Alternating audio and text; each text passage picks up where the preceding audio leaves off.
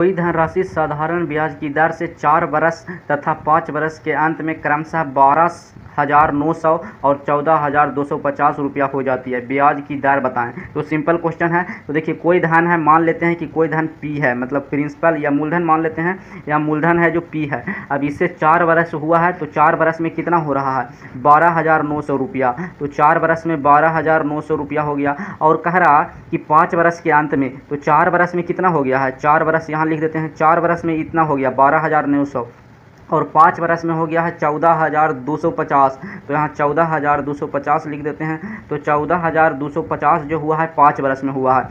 मतलब देखो 4 बरस यहाँ हुआ, 1 बरस ही है, तो 5 बरस में इतना हो गया, टोटल मिला के 5 बरस हुआ ना यहाँ से आने में, यहाँ तो 5 बरस में कितना हो गया 14,250। तो सिंपल तरीका है, यहाँ लिखता अगले 5 बरस में तो यहाँ 5 लिखा जाता, लेकिन कह रहा है तथा 5 बरस में, तो अगले 5 बरस मतलब 4 बरस यहाँ लगाया, अब फिर 5 बरस लगाता, लेकिन कह रहा है तथा 5 बरस के अंत में। तो मतलब 4 बरस तो यहाँ खर्चा कर दिया, 1 बरस लेंगे तो यहाँ 5 बरस हो जाएगा टोटल। तो इसका मतलब समझना होगा कि इस प्रकार से कहा। अब देखिए ये दोनों का डिफरेंस देखेंगे, क्योंकि साधारण ब्याज में हर साल है जो ब्याज इक्वल मिलता है, तो ये दोनों का डिफरेंस देखेंगे। तो डिफरेंस आ जाएगा 1350। तो 1350 आ गया, ये साधारण ब्याज हो गया 1 साल का, 1 साल का हो गया।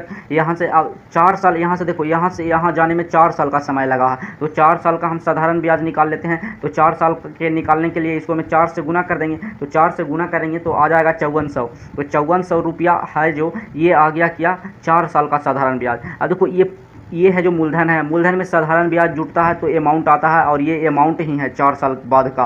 तो यहाँ पर देखो इसको क्या करेंगे, तो इसमें 5400 ऐड करेंगे, ये जो मूलधन है इसको में 5400 ऐड करेंगे तो ये वाला वैल्यू आ जाएगा। मतलब हम कह सकते हैं कि 5400 अगर इसको में घटा देंगे तो ये वाला वैल्यू आ जाएगा, पी का वैल्यू आ जाएगा। तो पी का वैल्यू निकाल लेते हैं। तो 5400 घटाते हैं, 12,900 में से 5400 घटाते हैं, इसको में से हम घटा लेते हैं। तो देखिए घटाते हैं तो कितना आता, घटाने के बाद आ जाएगा यहाँ पर 7500। तो ये जो 7500 आया घटाने के बाद, ये जो 7500 आया इसको में से हम 5400 घटाएं तो 7500 आया, ये हो गया मूलधन। तो मूलधन हमको पता चल गया कि 7500 है, लेकिन दर निकालना है यहाँ। तो दर निकालने के लिए क्या करना पड़ता है, तो दर निकालने के लिए हमको करना पड़ता है 1 साल का साधारण ब्याज, ऊपर लिखेंगे बटा मूलधन लिखना पड़ता है, और मूलधन लिखने के बाद बटा में मूलधन लिखेंगे और गुना 100 करना पड़ता है प्रतिशत में बदलने के लिए। तो ये 00 से 00 तो कट जाएगा, और ये 18 से कट जाएगा। तो इसका सही आंसर हो जाएगा 18, जो ऑप्शन नंबर सी में दिया हुआ है 18%। तो इस तरीक़ा से इसको सोल्व कर सकते हैं, सिंपल तरीका है।